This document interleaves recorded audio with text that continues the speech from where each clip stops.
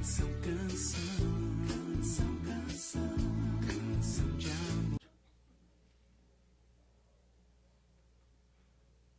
Segundo a Reis, capítulo 5. Eu vou ler na Nova Versão Transformadora. E tem um pequeno trecho aqui que eu vou enfatizar a Nova Versão Internacional. Diz assim: o rei da Síria tinha grande respeito por Naamã, comandante do seu exército, pois, por meio dele, o Senhor tinha dado grandes vitórias à Síria. Mas, embora Naamã fosse um guerreiro valente, sofria de lepra. Naquela época, saqueadores sírios tinham invadido o território de Israel e entre os cativos havia uma menina que se tornou serva da esposa de Naamã. Certo dia a menina disse à sua senhora: como seria bom se o meu senhor fosse ver o profeta em Samaria. Ele o curaria da lepra. Naamã contou ao rei o que a menina israelita havia dito. Então o rei da Síria lhe respondeu: vá visitar o profeta. Eu lhe darei uma carta de apresentação ao rei de Israel. E Naamã partiu, levando 350 quilos de prata, 72 quilos de ouro e 10 roupas de festa. A carta para o rei de Israel dizia: com esta carta apresento meu servo Naamã. Quero que o cure da lepra. Quando o rei de Israel leu a carta, rasgou as roupas e disse: acaso eu sou Deus capaz de dar ou tirar a vida? Por que esse homem me pede que eu cure um leproso? Como vocês podem ver, ele procura um pretexto para nos atacar. Mas quando Eliseu, o homem de Deus, soube que o rei de Israel havia rasgado as roupas, mandou-lhe esta mensagem: por que o rei ficou tão aflito? Envie Naamã a mim, e ele saberá que há um profeta verdadeiro em Israel. Então Naamã foi com os seus cavalos e carruagens e parou à porta da casa de Eliseu e mandou um mensageiro dizer a Naamã: vá aliás, ele foi com as suas carruagens e parou na porta de Eliseu. E Eliseu mandou um mensageiro dizer a Naamã: vá e lave-se 7 vezes no Rio Jordão. Sua pele será restaurada e você ficará curado da lepra. Naamã ficou indignado e disse: imaginei que ele sairia para me receber. Esperava que ele movesse as mãos sobre a lepra, invocasse o nome do Senhor seu Deus e me curasse. Não são os rios Abana e Farfar, em Damasco, melhores que qualquer rio de Israel? Será que eu não poderia me lavar em um deles e ser curado? Naamã deu meia volta e partiu furioso. Mas seus servos oficiais tentaram convencê-lo, dizendo: meu senhor, se o profeta lhe tivesse pedido para fazer algo muito difícil, o senhor não teria feito? Por certo, o senhor deve obedecer à instrução dele, pois disse apenas: vá e lave-se e será curado. E assim Naamã desceu ao Jordão e mergulhou 7 vezes, conforme a instrução do homem de Deus, e sua pele ficou saudável como de uma criança, e ele foi curado. Então Naamã e toda a sua comitiva voltaram para onde morava o homem de Deus, e ao chegar diante dele, Naamã disse: agora sei que no mundo inteiro não há Deus senão em Israel. Por favor, aceite um presente do teu servo. E Eliseu, porém, respondeu: tão certo como vive o Senhor a quem sirvo, eu não aceitarei presente algum. Embora Naamã insistisse, Eliseu recusou. Então Naamã disse: está bem, mas peço que me permita o teu servo que leve para casa 2 mulas carregadas com terra desse lugar. Porque desde agora em diante nunca mais oferecerei holocaustos ou sacrifícios a qualquer outro Deus, senão ao Senhor. Mas que o Senhor me perdoe uma coisa: quando o meu senhor, o rei, for ao templo do Deus Rimom para ali adorar e se apoiar em meu braço, que o Senhor me perdoe quando eu também me curvar. Vá em paz, disse Eliseu. Então Naamã partiu para a sua casa. Mas Geazi, o servo de Eliseu, homem de Deus, pensou: meu senhor não deveria ter deixado esse sírio Naamã partir sem aceitar os presentes. Tão certo como vive o Senhor, vou correr atrás dele para ver se consigo alguma coisa. E Geazi correu atrás de Naamã. E quando Naamã viu Geazi, que Geazi corria atrás dele, desceu de sua carruagem e foi ao encontro dele. Está tudo bem? Perguntou Naamã. Sim, está tudo bem, respondeu Geazi. Meu senhor me enviou para dizer que acabaram de chegar 2 jovens profetas da região montanhosa de Efraim. E meu senhor pediu 35 quilos de prata e 2 roupas de festas para eles. Claro, leve 70 quilos de prata. Insistiu Naamã. Ele lhe deu 2 roupas de festa, colocou a prata em 2 sacolas e enviou 2 servos para carregarem os presentes para Geazi. Ao chegarem à colina, Geazi pegou as sacolas, enviou os servos de volta e escondeu os presentes dentro de casa. Quando entrou para ver o seu senhor, Eliseu lhe perguntou: onde você esteve, Geazi? Não estive em lugar algum, respondeu Geazi. Mas Eliseu lhe disse: você não percebe que estava presente em espírito, que eu estava presente em espírito, quando Naamã desceu da carruagem para encontrar-se com você? Esta definitivamente não era a ocasião de receber dinheiro e roupas, oliveiras e videiras, ovelhas, gado e servos. Por isso você e seus descendentes sofrerão da lepra de Naamã para sempre.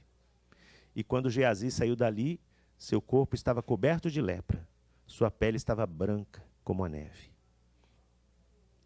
Amém. Vamos orar, Pai querido, Pai amado, graças te damos pela tua palavra, é lâmpada para os nossos pés, ela é luz para o nosso caminho, ela é verdade e vida, e nós pedimos que o teu Espírito Santo fale ao nosso coração essa manhã. Em nome de Jesus. Amém. Essa é uma história tremenda, né, de um milagre, porque a lepra naquela época, hoje a lepra ela pode ser, a hanseníase, né, ela pode ser controlada. Uma pessoa que adquirir essa doença, ela pode tomar uma medicação e a enfermidade para de progredir e deixa de ser contagiosa. Então, hoje, graças a Deus, a medicina evoluiu bastante. Mas naquela época era uma doença, como agora, quando chegou a Covid, uma doença que não tinha tratamento e muitas pessoas sofriam disso. Lembra quando Jesus curou os 10 leprosos, né? As pessoas eram obrigadas a sair do convívio familiar, eram obrigadas a sair da cidade, e haviam as cidades para os leprosos, lugar só para os leprosos, onde eles ficavam ali abandonados, esquecidos pela sociedade, definhando até morrer, e sofriam demais. E então era uma doença que excluía a pessoa da sociedade. Agora vocês imaginem, o general do exército sírio, um homem poderoso, um homem rico, um homem que tinha o apoio do rei da Síria.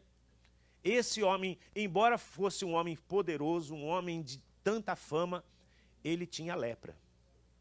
A gente não sabe, o texto não explica se ele se vestia de maneira a esconder a lepra. Eu até fico pensando como que o rei se apoiava no braço dele na hora de ir no templo lá para adorar Rimon, né? Talvez usasse luva, álcool gel, eu não sei como é que era na época.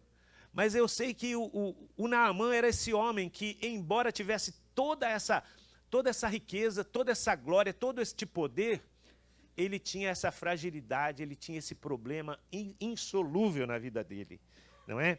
E aí então Naamã, ele tinha uma escrava, uma menina que foi sequestrada de Israel, foi roubada por saqueadores sírios. E naquela época, os irmãos lembram quando os irmãos de José o venderam como escravo para os ismaelitas? Isso era comum, vender uma pessoa como escravo. Então venderam essa menina, jovenzinha, israelita, como escrava para a Síria, e ela foi parar na casa de Naamã. A mulher de Naamã a tinha ali como uma de suas empregadas.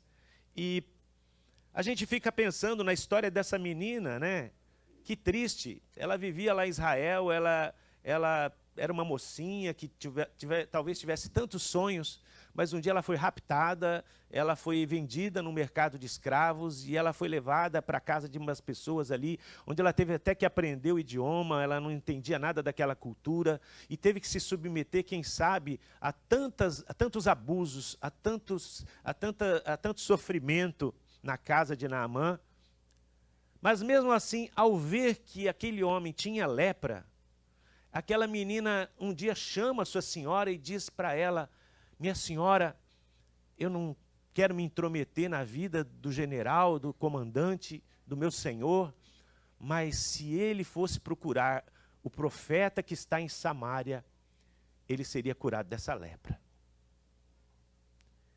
E essa história circulou, porque a menina falou para a mulher, a esposa falou para o marido foi e falou para o rei, ou seja, a fé que aquela menina tinha foi tão forte, a manifestação dela, da crença que ela tinha na cura, foi algo tão poderoso, que aquilo tomou o coração da esposa, tomou o coração do marido, a ponto deles ir e falar para o próprio rei.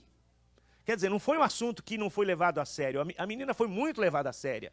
Ela passou muita credibilidade, muita confiança naquilo que ela estava falando.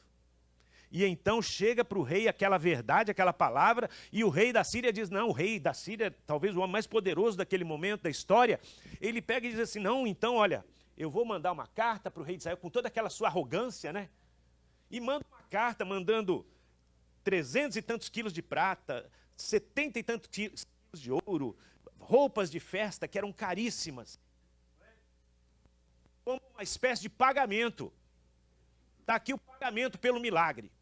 Nós queremos comprar esse milagre. E deu uma ordem para o rei de Israel. Está aí o pagamento e, por favor, cure meu servo Naamã. Se vira. Quando o rei recebe aquela carta, ele se desespera. Diz que ele rasgou as vestes dele e falou assim, esse homem é um louco, ele está pensando que eu sou Deus, agora manda um leproso aqui, eu digo, está curado, e ele volta para casa curado? Pensa que eu sou capaz de ressuscitar os mortos também? Aí ele diz, não, isso aí, sabe o que é? É que eu não vou conseguir curar o Naamã, ele vai voltar e o rei da Síria vai vir aqui e vai invadir Israel. É só um pretexto. E isso gerou um burburinho, irmãos, porque assim, não tinha e-mail, celular, ninguém ligou para o profeta Eliseu mandou um WhatsApp. Mas a história circulou, ou seja, o rei rasgou as vestes, está desesperado lá no palácio, alguém foi lá e correu para o profeta Eliseu e falou, profeta, está acontecendo um bochicho lá no palácio, o rei já rasgou as vestes, está praguejando, porque apareceu lá um tal de Naamã, o homem está com lepra, pedindo para ser curado. E aquilo, queridos, né? Aquele fervo, aí o profeta Eliseu manda um recado para o rei. Por que você está desesperado? Manda o Naamã aqui, diga, ele vai descobrir que existe Deus em Israel. E aí o Naamã recebe essa informação, o rei provavelmente chega para o Naamã com toda a cortesia, fala assim, oh, senhor Naamã, desculpa, tal, mas o profeta mora lá na colina, não é bem aqui e tal, o senhor leva esse ouro, leva essa prata, leva tudo para ele, e ele se vira lá com você. E lá vai o Naamã chega lá na porta do profeta Eliseu, e ele mesmo diz, na esperança de que o profeta saísse para fora e dissesse assim, ó, senhor Naamã, seja bem-vindo, quer tomar um cafezinho, quer tomar um chimarrão, não sei se o senhor é gaúcho, né? Mas acontece que o Eliseu nem saiu de casa, nem levantou da cadeira. Chegou para o Geazi, que era o servo imediato dele, e falou assim, fala lá para ele mergulhar 7 vezes no Jordão, tá? Depois me manda a notícia. E aí quando o servo do profeta chega lá para o Naamã e fala para ele, olha, ele disse para o senhor mergulhar 7 vezes no Rio Jordão, que está logo ali na esquina e tal, e depois volta aqui. O Naamã se ofendeu. O Naamã se ofendeu e disse, acaso não existem rios melhores lá na Síria? Não existe rio Farfar e o outro lá em Damasco, no qual eu poderia me mergulhar se o problema é mergulhar num rio para ficar curado?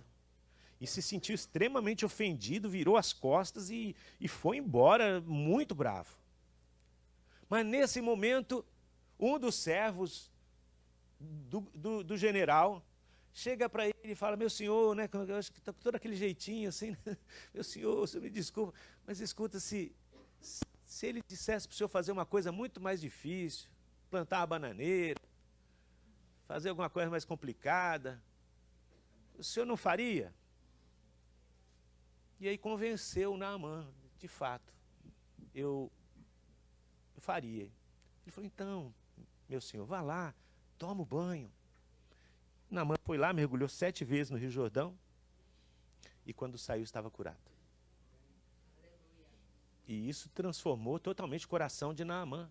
E Naamã voltou lá e falou para o Eliseu, Eliseu, olha, estão aqui os presentes que eu trouxe, estão aqui a prata, está aqui o ouro, está aqui as vestes de festa. E o Eliseu disse assim, o milagre de graça. Não tem pagamento, não precisa pagar. E o Naamã insistiu, não, por favor, é um presente. Ele diz, não quero esse presente. Pode levar embora. Deus te curou de graça. E o Naamã entendeu, falou, bom, tudo bem, mas posso pelo menos levar um pouco de terra aqui desse lugar? Porque a partir de agora, eu sou um servo do Deus de Israel. Só me perdoa que às vezes o rei vai me pedir para entrar lá no templo do Deus Rimon e tal. O Eliseu falou, tudo bem, quebra esse galho para você.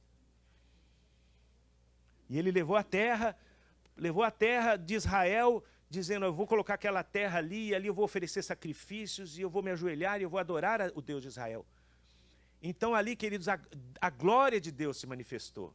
Deus foi glorificado e honrado. E a palavra de Deus foi levada para nações estrangeiras através daquela situação. Amém? Então nós vemos que o que está em jogo aqui é muito maior do que simplesmente a cura de um homem. O que está em jogo aqui é algo muito mais complexo. Primeiro, Deus queria provar para aquele homem orgulhoso, vaidoso, presunçoso, para aquele rei da Síria, orgulhoso também, que Deus não precisa ser comprado. Que a graça de Deus não precisa ser comprada. E ainda nos dias de hoje precisamos aprender isso, até porque tem muita igreja por aí ensinando o contrário, que a graça de Deus se compra com dinheiro, que a graça de Deus se compra com oferta, com dízimo. E a gente pode lembrar que quando um casal, um homem quis comprar a graça de Deus com dinheiro, ele foi condenado por Deus ali no Novo Testamento, no livro de Atos, porque, querido, a graça de Deus não se compra com dinheiro. Não adianta você vir aqui, eu conheço um pastor lá em São Paulo, um pastor muito querido meu, muito amigo meu, que ele foi chamado, ele é um homem que conhece políticos, ele conhece governadores, ele é um homem que tem entrada lá em São Paulo na casa de qualquer político. Mas como que isso aconteceu? Ele foi um pastor batista, não é nem um pastor assim daqueles de cura interior, cura divina, nada disso não, irmãos. Ele foi chamado lá na casa de uma pessoa para orar por uma pessoa muito famosa na política brasileira, e pela esposa dele. E ele foi lá e orou, e a mulher foi curada. E aí o que aconteceu? Aquela mulher chamou esse pastor depois, o próprio pastor me contou essa história, e a mulher chamou o pastor e a família para um jantar, para celebrar a cura dela. E aí aquele homem, aquele político, aquele homem rico, chegou para ele e falou assim, pastor, olha, eu quero te falar uma coisa, eu tenho aqui uma oferta para a sua igreja. Foi lá, levou ele numa sala, e aí ele falou assim, olha, Ledo, eu nem sei quanto dinheiro tinha ali, mas era muito dinheiro. Ele falou, era muito dinheiro, e aquele homem falou assim, olha, eu quero ofertar isso aqui para a sua igreja. E aí falou as palavras-chave, pelo milagre que você fez na vida da minha esposa. E ele falou assim, olha, querido, até o momento que você disse que tinha uma oferta para dar para a minha igreja, ele falou, eu estava feliz, porque a igreja recebeu uma grande oferta. Ele falou, mas quando você falou que isto é uma forma de pagar pelo milagre que a sua esposa recebeu, ele falou, nesse momento, eu fiquei impedido de receber essa oferta. E o homem falou, não, eu mudo as palavras, não tem problema. Ele falou, não. E ele falou, eu deixei todo aquele dinheiro para trás e não fez falta na minha igreja. Ele falou, só que toda aquela família hoje frequenta a nossa igreja. Toda aquela família, ele falou. Porque eles viram que aqui a gente não vende a graça de Deus. Aqui a gente não oferece o milagre por pagamento. Porque o que Deus disse, de graça recebestes, de graça dais. E é pela graça que nós somos salvos, e isso provém da fé. Amém? É dádiva de Deus. Não se compra, querido, milagre de Deus com dinheiro. Amém? É isso que o profeta estava querendo ensinar, aquele arrogante Naamã e aquele rei Ciro. Não adianta vocês virem aqui com dinheiro comprar o milagre de Deus, porque o milagre de Deus é pela graça, e Deus tem uma grande lição para ensinar para vocês, que é humildade. Vocês precisam ser humildes na presença de Deus. Se vocês querem o milagre de Deus, a chave está em ter um coração humilde, em ter humildade no coração. E assim, queridos, quantos de nós ainda somos tomados pelo orgulho, pela vaidade? Todos nós, irmãos, em algum nível nós somos arrogantes. Nós nos achamos, não é? Como diz aquela, a última bolacha do pacote, né? A última Coca-Cola do deserto. A gente se acha, em alguma coisa a gente se acha melhor do que os outros. Temos comportamentos às vezes racistas, comportamentos de desprezo para com outras pessoas que não têm a mesma visão de vida que nós temos, a mesma opinião que nós temos. E aí entra o desprezo no coração. Eu não ando com essa pessoa, eu não gosto dessa pessoa, eu não quero saber dessa pessoa. Por quê? Simplesmente pelo fato que nos achamos melhores. Quando todos nós um dia vamos descer a cova, seremos iguais, não haverá diferença entre nós, reis, rainhas, governadores, príncipes, princesas, todos serão iguais. É isso que Deus está tentando ensinar ali para Naamã, tentando mostrar para Naamã que ele precisa ter um coração de servo, amém? Não ter um coração de senhor. E é isso que Deus, que Ele está querendo ensinar esta manhã para nós, que nós precisamos ter um coração de servo. Muita gente está na igreja com coração de senhor. Muita gente está na igreja com o coração de quem manda, de quem tem a preferência, de quem deve estar em predileção. Quando Jesus disse assim, aquele que quiser ser o primeiro, seja o último. Se vocês querem mostrar que vocês são servos de Deus, sentem no último lugar e não nos primeiros lugares. Não estou falando para os irmãos que estão sentados aqui na frente. Né? É uma linguagem figurada, irmãos, amém? Não é questão de arquibancada, não tem nada a ver com arquibancada. Mas diz, quando forem convidados para uma festa, não é? Ao invés de dizer, se você chegar lá e sentar já na cabeceira da mesa, dá o lugar a outra pessoa. É isso que o Senhor Jesus está falando. Amém? Eu não queria deixar os irmãos constrangidos aqui na frente. Mas precisamos ter um coração de servo. Amém? Que os últimos serão os primeiros. E esse texto, ele nos mostra que Deus queria ensinar Naamã, que era um grande general, a ter um coração de servo. E isso aconteceu. E essa lição passava por vários aspectos. E sabe como Deus ensinou Naamã a ser servo? Através de servos. Tem um livro e até uma pregação que eu já ouvi que como que é agora? O Perfil de Três Reis. Pode ler esse livro, é muito bom. O Perfil de Três Reis. Quando houve aquela batalha em Israel e 3 reis estavam ali envolvidos naquela guerra e cada rei tinha um perfil, não é? E eu diria que este texto nos fala do perfil de 3 servos. Porque o foco do texto parece que é o Naamã. O foco do texto parece que é o Eliseu, não é? O foco do texto parece que Eliseu e Naamã é que estão aqui chamando a importância do texto. Mas eu penso que o que chama a minha atenção não é nem o Eliseu nem o Naamã, mas os servos. Porque eu não sei se vocês perceberam, existem ali no caminho do milagre, no caminho do que aconteceu, 3 servos. A primeira serva é a menina. Uma menina que foi escravizada, uma menina que foi, sabe lá como, marginalizada, que sofreu tantas coisas, não é? E agora essa menina está lá na casa, servindo como escrava. Mas essa menina, como serva de Deus, ela deu um grande exemplo para nós. A primeira coisa, ela não perdeu a fé em Deus. Quanta gente, quando passa pela provação, quando passa por uma situação difícil, começa a desanimar na fé. Deus me abandonou. Ora, pense se você fosse essa menina.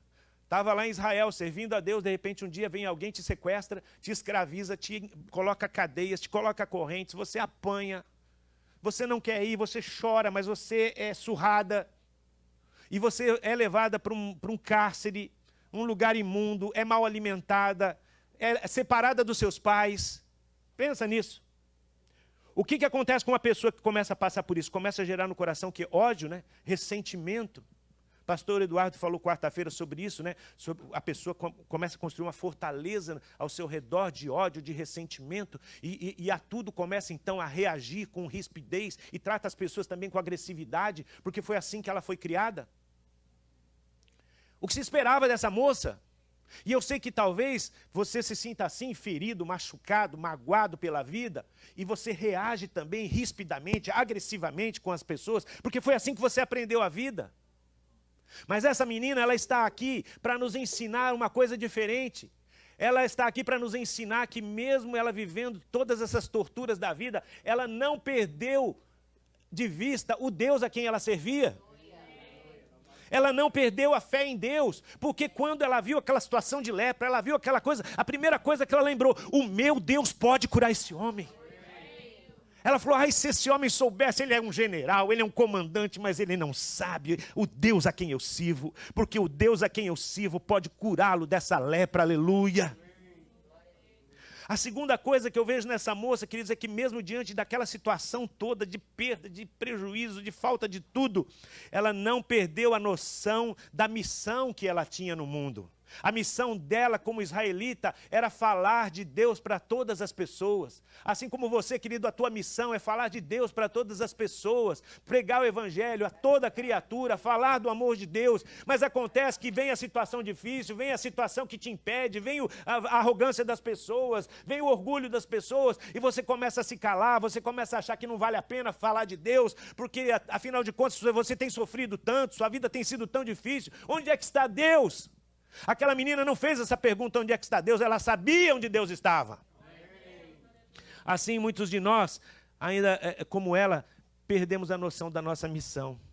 Terceira coisa, aquela menina não perdeu o propósito. A gente tem que focar no propósito da nossa existência, amém? Se você um dia se converteu, entregou a vida para Jesus, Deus tem um propósito para a tua vida.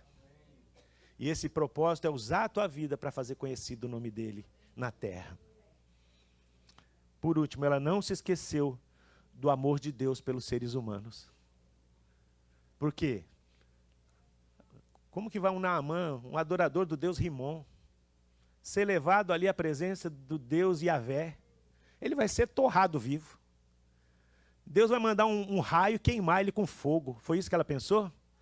Ela falou, não, Deus é amor. Deus ama o mais terrível pecador. Esse homem é um general. Sabe quantas pessoas ele já deve ter matado com a espada dele? Ela não pensou isso.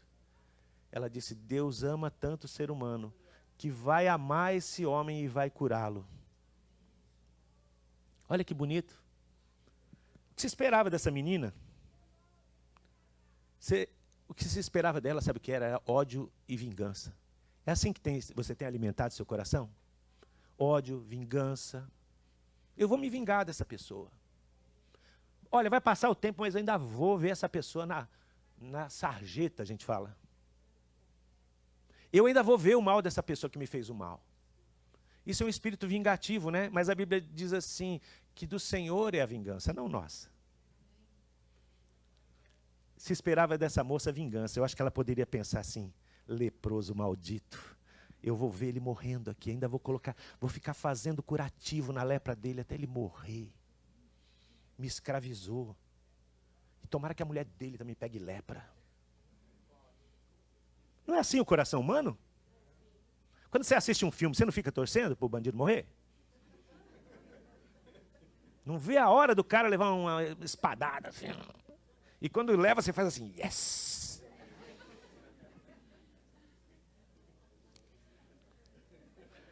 Então, mas o que se esperava dessa moça era esse sentimento de vingança que está em todos nós, queridos. Em todos nós. Quantas vezes eu sinto desejo de vingança? Nem vou falar nada aqui.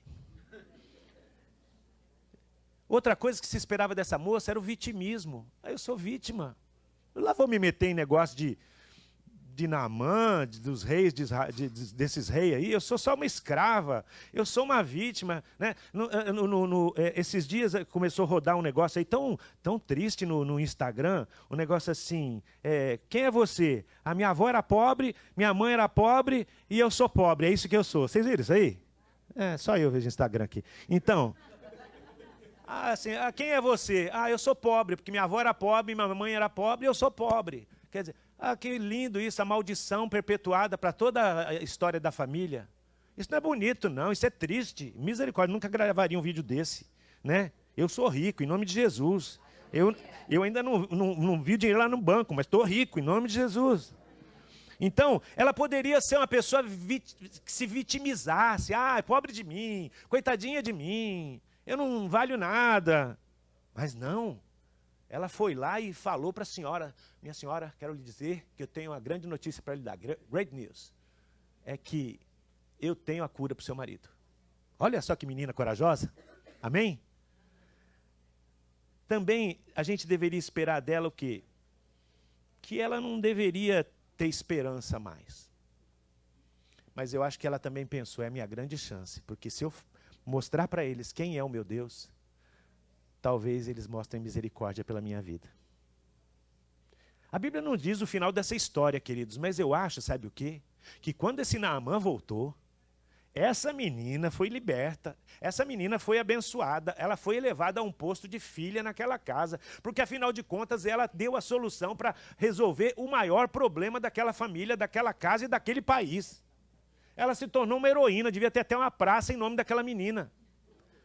Se o Naamã deu 70 quilos de prata para um menino que saiu correndo atrás da carruagem dele, eu acho que os outros 300 quilos de prata ele foi lá e deu para aquela menina. É a minha opinião. A Bíblia não diz isso. Porque aquele que se humilhar será exaltado. Amém? Então a gente vê que este é o perfil de um servo que nós devemos admirar. Nós devemos olhar para uma menina dessa e dizer, eu quero ser um servo como esse, que não perde a fé, ainda que as coisas estejam difíceis. Amém? Mas me aparece no caminho um segundo servo. Quem é o segundo servo? O segundo servo é o servo do próprio profeta. Né? É o servo do próprio profeta, o servo de Naamã. Porque quando Naamã chega lá... o servo de Naamã, o general. Não, eu estou falando do servo de Naamã. Eu falei Eliseu? Profeta. O servo de Naamã. Porque quando Naamã foi lá bater na porta do Eliseu, o Eliseu nem levantou da cadeira. Estava assistindo o capítulo da novela, eu não sei. Falou, ô Geazi, vai lá e fala para ele tomar 7 banhos no Jordão. Nem viu a cara do general. O general ficou tão furioso, porque arrogante, ainda prepotente, ainda com o coração de senhor e de general. Quem tem o dinheiro aqui para comprar um milagre? Né? O consumidor tem sempre razão, não é assim? E ele ficou muito indignado e falou, eu vou embora. E provavelmente pensando já numa vingança, eu vou declarar guerra contra Israel. Eu vou acabar com esse povo aqui, de tanto ódio. Mas quando ele está indo no caminho, chega o servo dele. Na nova versão internacional diz servo, na versão transformadora diz oficial. Né? Mas para mim ali ele é o servo, é o segundo servo. Primeiro servo, a menina. Segundo servo, o servo de Naamã. E aí o servo de Naamã chega para ele e fala assim, meu senhor, tem uma versão aí que diz assim, meu pai, meu senhor, não vai embora, espera um pouquinho. Será que se o profeta não te pedisse uma coisa mais difícil, você não faria? E está ali o Naamã, fervendo de ódio, e o servo acalmando ele. Eu trabalhava com um homem que era meu sócio, que foi meu chefe, que ele às vezes ficava muito nervoso, muito nervoso. E eu era esse camarada que ficava acalmando ele lá. Calma.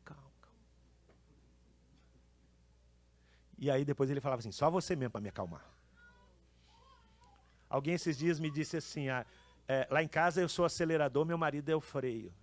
Eu falei, eu sempre sou freio. Tem gente que me odeia por causa disso, estou sempre freando. Quem freia não bate, né? Quem bate é quem acelera. Mas ali, queridos, o servo de Naamã foi o freio. Calma, general, calma. Se ele não queria fazer outra coisa mais difícil, não faria. E aí o Naamã, depois de ouvir aquelas palavras, foi se acalmando. Falou, é só um rio mesmo, vamos lá.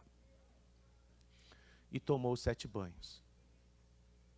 Os irmãos percebem que esse servo, ele foi a chave da cura do Naamã, foi a chave para salvar Israel de uma guerra. Ele foi importantíssimo aqui nesse processo. Sabe por quê? Porque este servo, embora não fosse um servo de Deus, ele exerceu um papel que é muito importante na vida de um servo, o papel intercessório.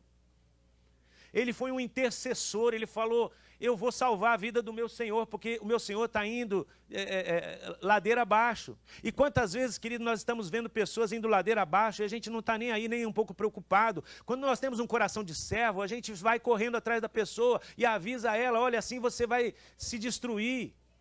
Nós, queridos, como crentes nesse mundo, temos esse papel de ser o sal da terra, a luz do mundo, evitar que as pessoas possam ir para o inferno. Você não tem misericórdia das pessoas que estão por aí indo para o inferno, assim, a passos largos, indo para a condenação? Querido, nós somos a voz do que clama no deserto, nós temos uma voz profética, nós temos a capacidade de desviar o mal das pessoas, de levar as pessoas para conhecer o Senhor. E foi isso, queridos, que esse homem, sem saber, esse servo de Naamã, ele fez, porque ali ele não só salvou a vida de Naamã, ele salvou o país de Israel de uma guerra, e ele também levou um homem a glorificar a Deus, e um homem a se tornar um servo de Deus.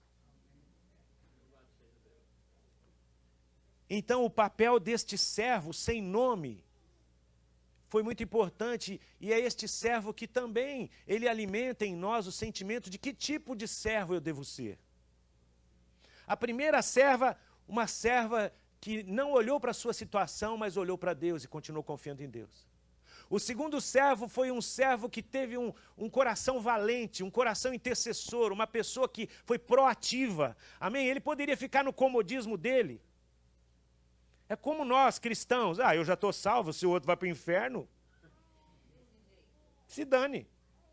O meu já está guardado lá no céu, aleluia. Oh, levanta a mãozinha assim.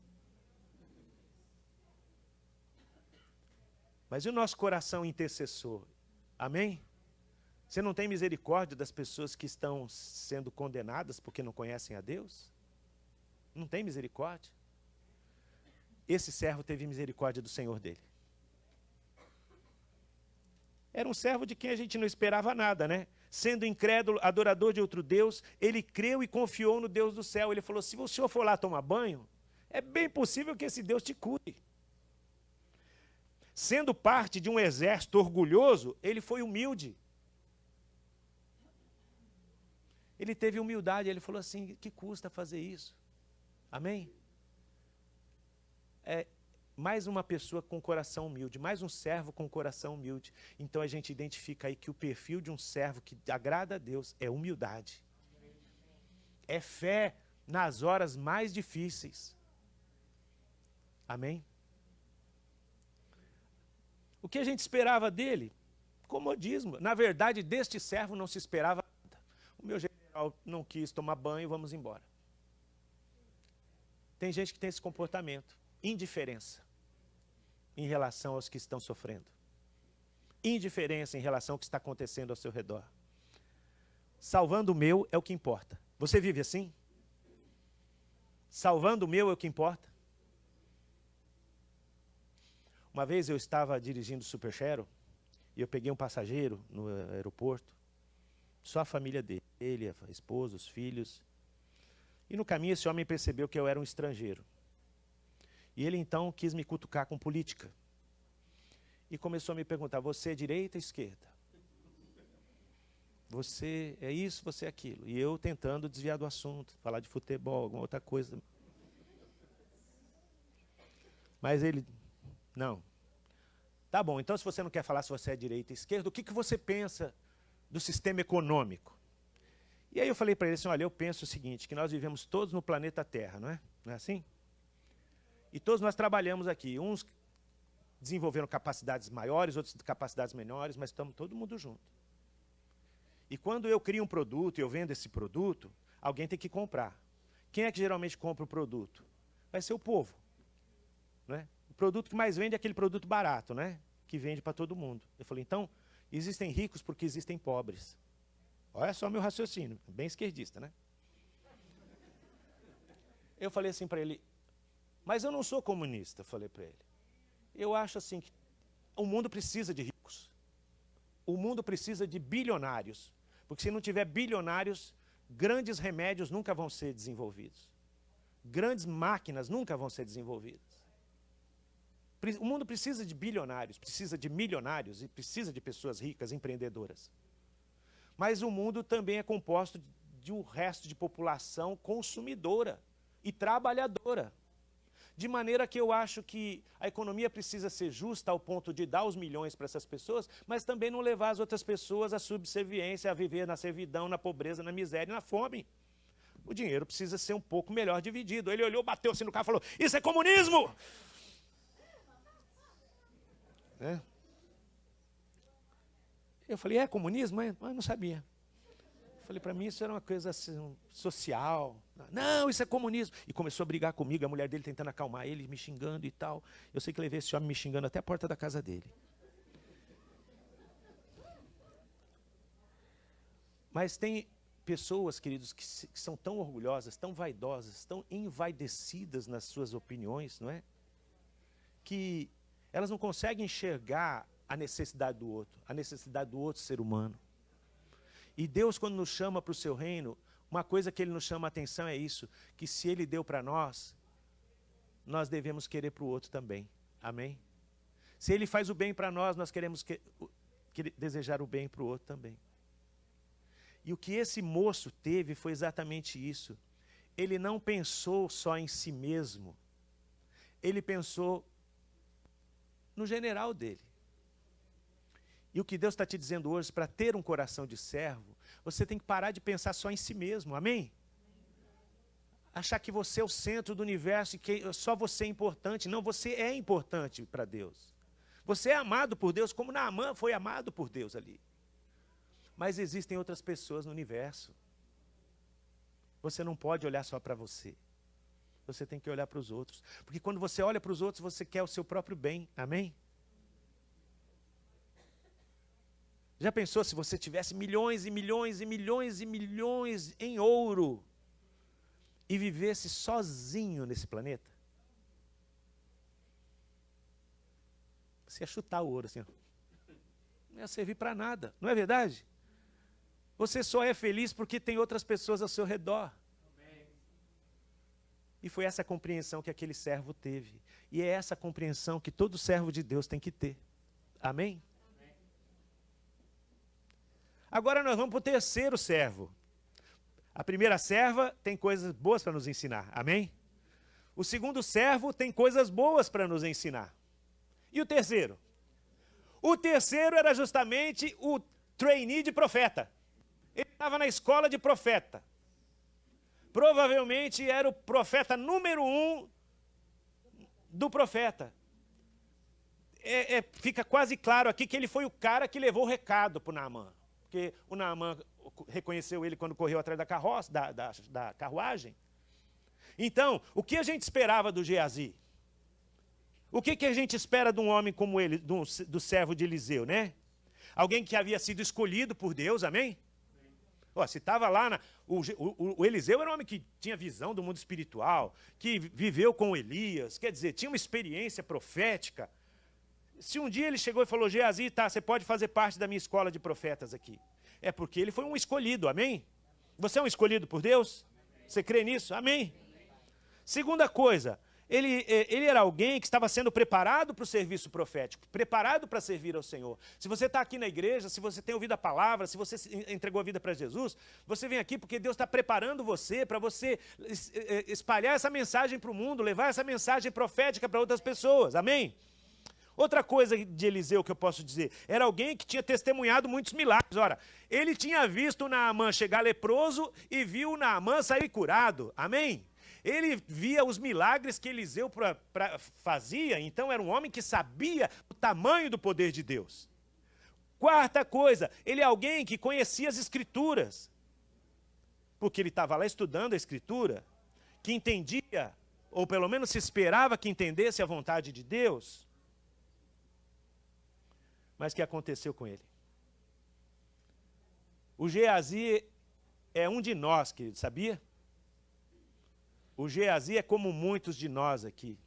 Estamos na igreja, conhecemos a palavra de Deus, sabemos a vontade de Deus, mas na hora H não praticamos. Por quê? Porque o nosso coração muitas vezes se deixa levar pela cobiça. O que aconteceu com o Geazi? Ele viu ali o milagre acontecendo, viu aquele negócio ali de ouro para cá, ouro para lá, prata para cá, prata para lá. Aí o Naamã oferece pro Eliseu o dinheiro. O Geazi deve ter crescido o olho e falado assim: é agora que nós vamos comer caviar, peru, toda noite aqui na escola. E quando o Eliseu diz não preciso do seu dinheiro, porque o milagre não se paga com dinheiro. E ainda aquele homem insiste, o Eliseu não cobra nem pela terra, podia ter cobrado pela terra que deu. A gente vê que o coração de Geazi não estava no Senhor. Embora ele estivesse na escola de profetas, embora ele estivesse na igreja, embora ele estivesse ali fazendo parte, embora ele tivesse sido uma pessoa escolhida, embora ele fosse uma pessoa preparada, embora ele fosse uma pessoa que testemunhou os milagres de Deus, embora ele seja uma pessoa que conhecia as Escrituras, ele era um homem que tinha um coração cheio de cobiça. E, queridos, isso também ensina que há muitos de nós aqui que somos servos, de quem Deus poderia esperar muito mais, mas a única coisa que domina e controla o nosso coração é a cobiça. Nós estamos dispostos a abandonar ao Senhor e deixar de servir ao Senhor por qualquer coisa que nos oferecer melhor, por qualquer coisa que aos nossos olhos possa ter um significado melhor. É por isso que muita gente, querido, sai por aí na prática do pecado, abandona a Deus e não quer saber de nada, não quer nem pensar se é pecado, se não é. Hoje em dia a palavra pecado caiu até de moda, né? Se você falar que uma coisa é pecado, a pessoa vai rir da sua cara. Pecado é roubar e não conseguir carregar. Então, queridos irmãos, sabe o que acontece? Ele era o servo do profeta, ele era o aprendiz de profeta.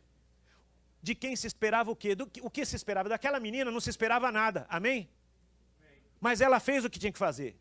Daquele servo do comandante não se esperava nada, mas ele fez a vontade de Deus, ele foi intercessor. Mas de quem se esperava um comportamento diferente, de quem se esperava um comportamento de profeta, de quem se esperava um comportamento de alguém que conhecia o poder de Deus, os milagres de Deus, a palavra de Deus, de quem se esperava abnegação e renúncia, de quem se esperava credulidade e fé, que se esperava que acreditasse no milagre, que acreditasse no profeta, que confiasse na palavra que foi proferida. Justamente esse foi aquele que saiu correndo atrás da carroça, cheio de mentiras, cheio de orgulho, cheio de cobiça. Vocês perceberam qual foi a atitude dele? Primeiro, o coração dele se encheu de cobiça. Segundo, que ele saiu de fininho e foi correndo atrás da carruagem do Naamã. E aí, quando a carruagem parou, ele inventa uma história. Sabe o que é? Olha, o meu Senhor me mandou aqui, porque está chegando aí dois profetas novinhos aí, gente nova está chegando aí, entendeu? E ele falou para o senhor dar 35 quilos de prata para eles e 2 roupinhas de festa para eles assim e tal, né? As 2 roupinhas de festa eram para ele, os 35 quilos de prata era para ele, e ainda levou 70. Carece não, né? Carece não, 70. Dá só 35, tá bom. E aí o que aconteceu com ele? O que aconteceu com ele é que a lepra de Naamã ficou com ele. Sabe por quê, queridos? O Naamã se tornou um servo e o servo se tornou um Naamã. É isso que aconteceu aqui nessa história. É uma história de 3 servos. E a pergunta que fica para nós: o que Deus espera de nós? O que Deus espera de você? Você tem testemunhado os milagres de Deus? Você tem aprendido a palavra de Deus? Você tem sido uma pessoa escolhida por Deus, que foi consagrada desde o ventre da sua mãe a ser de Deus? E qual é o caminho que você tem seguido? Mesmo diante das dificuldades, tem tido fé e acreditado naquilo que Deus chamou você para ser e fazer? Mesmo sendo uma pessoa que não conhece muito, capaz de salvar o destino de uma pessoa? Ou você é como Geazi, coração cheio de cobiça, desejando poder, dinheiro, vaidade, orgulho? Essa é a pergunta que fica para nós hoje de manhã. E é a pergunta que cada um de nós deve responder para si mesmo e para Deus. Amém? Vamos fechar os nossos olhos e vamos orar? Se você sente que o seu coração tem sido um coração de Geazi, ore a Deus agora e fala: Senhor, me perdoa. Porque o meu coração tem sido dirigido e orientado pela minha cobiça, pelo meu desejo de poder, de ser, de aparecer, de me engrandecer, de dominar, de controlar, de manipular situações.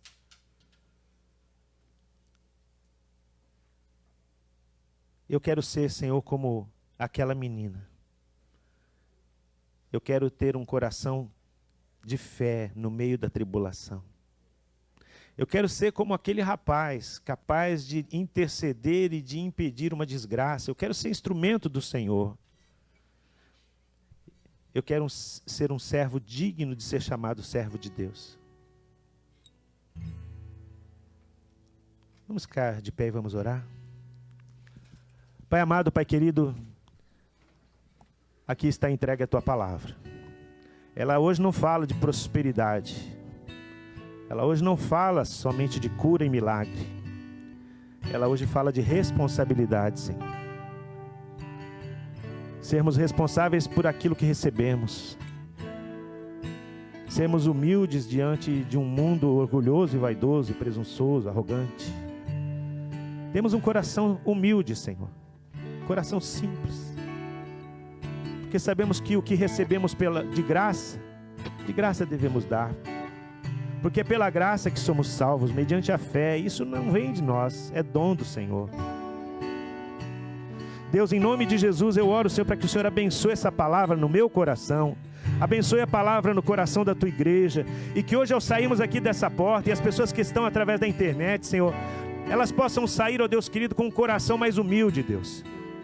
Naamã chegou ali com um coração arrogante, presunçoso, mas devido ao agir do Senhor e ao agir daqueles servos corretos, Pai, ele voltou um homem humilde. Ele voltou um homem convertido, ele voltou um homem transformado. Ó Deus querido, isso não foi graças a Geazi, que era de quem se esperava muito mais, mas isso foi graças a uma menina e foi graças a um rapaz, ó Deus querido, que não olharam para si mesmos, mas olharam para aquela circunstância e eles decidiram fazer a diferença naquele mundo em que eles viviam, Pai. Deus, em nome de Jesus, que o Senhor possa nos convencer aqui de que nós fomos chamados, fomos escolhidos para fazer a diferença, não para sermos iguais.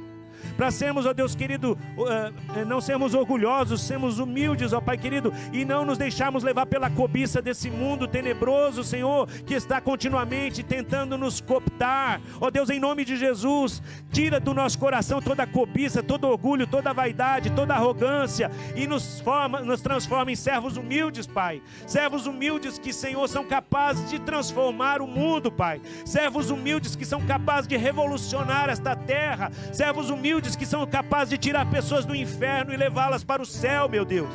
Em nome de Jesus de Nazaré, quebra agora, Senhor, toda a cadeia do inferno, toda a corrente do diabo, Senhor. Ó Deus querido, toda a corrente do orgulho, da vaidade, da presunção, da arrogância, caia por terra na nossa vida. Que o Senhor tire do nosso coração toda a luxúria, Senhor, toda a carnalidade, toda a presunção, Senhor. Tira do nosso coração, Senhor, tira do nosso coração toda a cobiça maligna, Pai. Oh Deus querido, sabemos que o Senhor cuida de nós. Nós não precisamos do ouro nem da prata do inferno. Nós só precisamos, oh Deus querido, do Deus que ressuscita os mortos em nossa vida, porque o Senhor há de cuidar de nós, há de curar-nos, há de nos abençoar e a nos dar, Senhor, um futuro melhor, Pai. Abençoe cada vida aqui nessa manhã, Senhor. Abençoe cada vida, Senhor, que está ouvindo esta palavra. Com a bênção do Senhor que enriquece e não acrescenta dores, meu Deus. Espírito Santo, passeia no nosso meio. Envia o teu anjo, Senhor, agora para curar, para libertar, para sarar o coração. Não só para curar da enfermidade, mas para curar do orgulho também, Senhor. Não só para tirar a lepra física, mas para tirar a lepra espiritual, Senhor. Porque Naamã foi ali, Senhor, e ele não foi só curado, ó Deus querido, no corpo, mas ele foi curado na alma e no espírito, Pai. Ó Deus, nós também precisamos, Senhor, como servos do Senhor, sermos curados na alma, no espírito. Precisamos da cura física.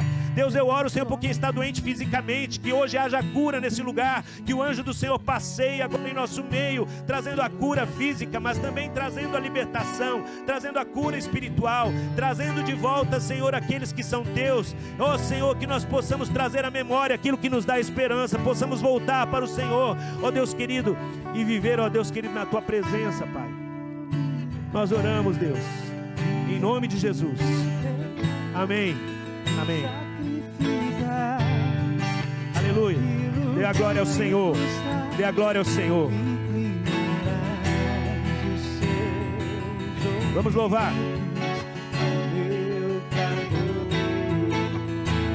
Aleluia, Senhor.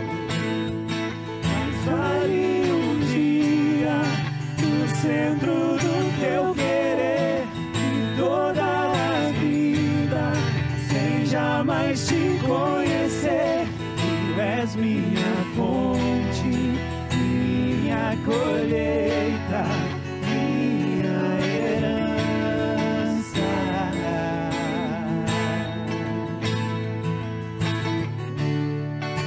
Neste lugar tu és real.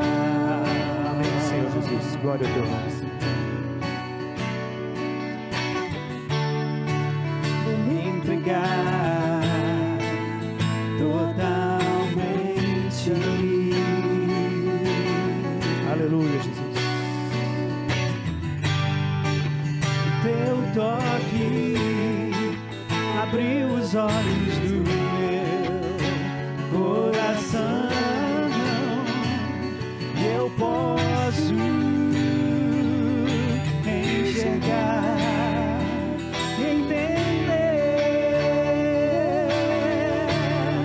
Se eu me humilhar diante do teu altar e sacrificar aquilo que me custa, inclinarás os seus ouvidos ao meu clamor.